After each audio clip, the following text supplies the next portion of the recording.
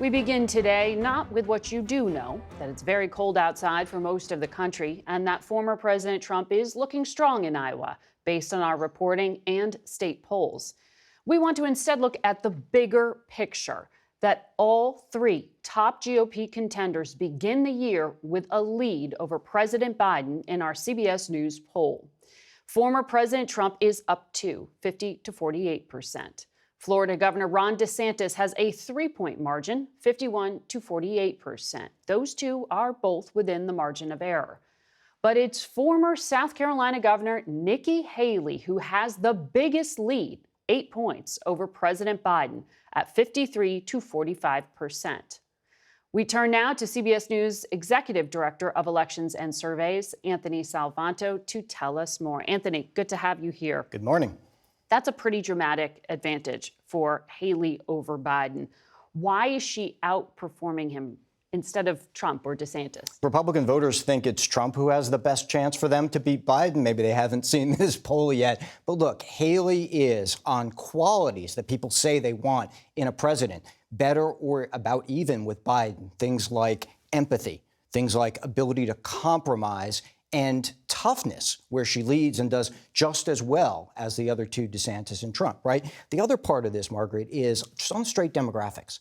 She does well with women. She does better with independents. She does better getting people to cross over from Biden 2020 to her. All of that reflects some of Biden's underperformance with his Democratic base. And then finally, this point on the economy. We still see voters telling us, really by 2 to 1, that they feel like they might be worse off under Biden than better off financially. And that's important because it reflects this ongoing sting of what's happened with him and his ratings after inflation. Even though voters are starting to say, like, they think the economy is starting to stabilize, a little bit of improvement there, he's not getting the political benefit from that, partly because it's about the rate of change. Inflation is slowing, but prices are still high. Right. And that doesn't look like his argument is resonating that well right now.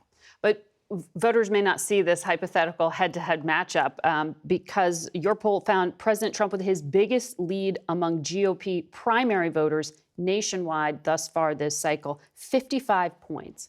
What's driving it? Indeed. Well, look, some of this is he just spans different parts of the party and has appeal. So for Republicans who want a tax cut, he's their guy. For Republicans who are MAGA, who want a more combative approach, who want that culture war, he's their guy. And part of it, just by the numbers, is he's got more strong supporters than anybody else, people who say they're considering only him, who will not change their minds. And that throughout this campaign has put a floor under his support that's been really hard for any other candidate to shake. And look, that part, in some sense, is not news. But contextually, as we go into this primary season, it's important to then reiterate that this is something and a phenomenon with this showing loyalty to an individual that we really have not seen for people in polling in U.S. politics other than for Donald Trump and that MAGA base.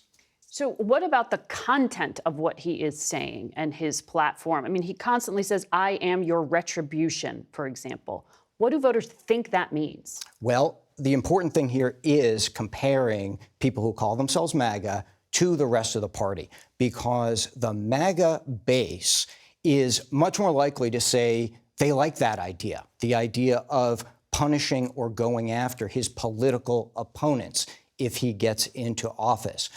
These are the kinds of things that get the other campaigns to talk about authoritarianism, things that are potential threats to democracy. But in the eyes of the MAGA base, they bought the narrative that the election was stolen. They want to see pardons for the January 6th rioters. And all of that means to them that they've had something taken from them, and they're trying to push back against it. And Donald Trump is their vehicle for that. He's channeling something there. Yes. But what about rhetoric like his remarks that immigrants are poisoning the blood of our country? A majority of Republicans say they agree with his statements. And we looked at it both ways. When we told them Donald Trump said it, even more agreed with it, so he has that effect. But they agreed with it anyway, even when we didn't note that Donald Trump had said it.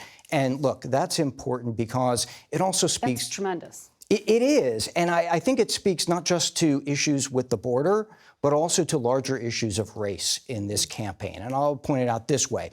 When we ask people what they think of diversity efforts in the U.S., the people who feel that diversity efforts in the U.S. have gone too far are overwhelmingly voting for Trump. The people who feel that they haven't gone far enough are overwhelmingly for Biden. And that tells you what that role of race is in the campaign. And that's an important dynamic, not just when we look at the strong Trump support, but what sets up one of the key narratives going forward in the 24 campaign.